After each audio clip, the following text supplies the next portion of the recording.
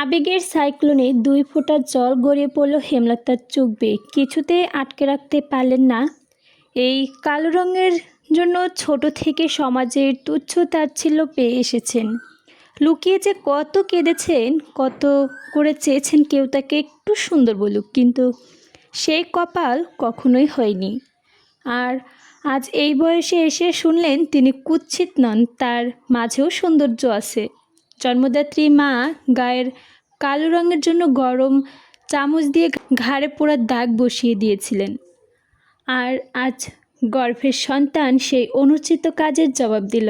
আল্লাহর সৃষ্টি কেউ অসুন্দর নয়, সবার মধ্যেই সৌন্দর্য আছে, যা ধরা পড়ে শুধুমাত্র সুন্দর একজোড়া চোখে। পদ্মজার সুন্দর চোখে। নিঃশ্রুতি রাত, চারদিকে ঝিঁঝি পোকার ডাক। হুট করে হেমলতার ঘুম ভেঙে গেল। ষষ্ঠ ইন্দ্রিয় ইঙ্গিতে জানান দিচ্ছে ষড়যন্ত্রের। লাহারি ঘরের ডান পাশে ২ জোড়া পায়ের আওয়াজ। হেমলতার বুক কেঁপে উঠল। দ্রুত উঠে বসলেন তিনি। ২ চৌকির মাঝে পর্দা সরিয়ে দিয়ে পদ্মজার অবস্থান। পদ্মজাকে ঘুমাতে দেখে স্বস্তি পেলেন। ছাড়লেন আটকে যাওয়া নিঃশ্বাস। পায়ের আওয়াজ খুব কাছে শোনা যাচ্ছে। হেমলতার ডান পাশে তাকালেন।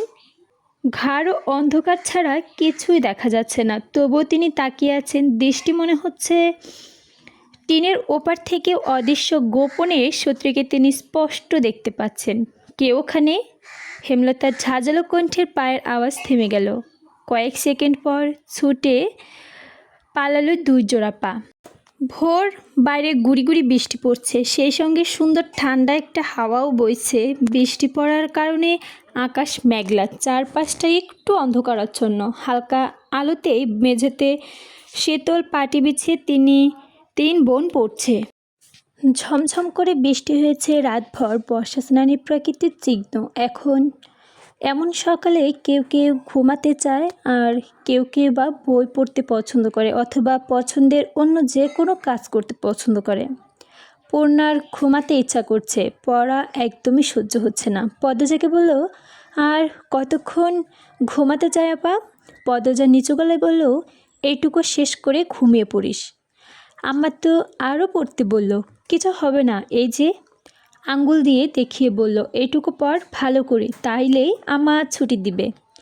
পূর্ণার মনের বিরুদ্ধে গিয়ে পড়া শেষ করলো। হেমলতার প্রথমে ছুটি দিতে না চাইলেও পদ্মজার অনুরোধে ছেড়ে দিলেন। ছুটি পেয়ে দৌড়ে গিয়ে বিছানায় গা এলিয়ে দিল পূর্ণা। সঙ্গে সঙ্গে তলিয়ে গেল গভীর ঘুমে। কিছুক্ষণ পর বৃষ্টি থেমে রোদ উঠল। স্কুলের জন্য তৈরি হয়ে পূর্ণাকে অনেক ডাকলো পদ্মজা, সাড়া পেল না। এদিকে স্কুলে যাওয়ার সময় হয়েছে। হেমলতা বাইরে থেকে উকি দিয়ে প্রশ্ন করল, পূর্ণা ঘুমে? জি আম্মা। সে জানে না স্কুল আছে, তবুও কোন আক্কেলে ঘুমালো?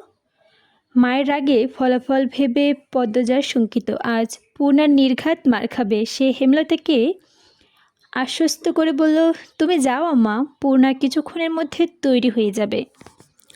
হেমলতা জানেন পূর্ণা এত সহজে ঘুম থেকে উঠবে না, প্রায়ই এমন হয়। যতই আদর করে ডাকা হোক না কেন, বৃষ্টিমাখা সকালে তার ঘুম ভাঙানো যুদ্ধের সমান। পাশের কঞ্চিকে পূর্ণা ভীষণ ভয় পায়, অথচ কঞ্চির বাড়ি না খাওয়া অবধি ঘুম থেকে কিছুতেই ছাড়ে না। এজন্য ভূত তাড়ানো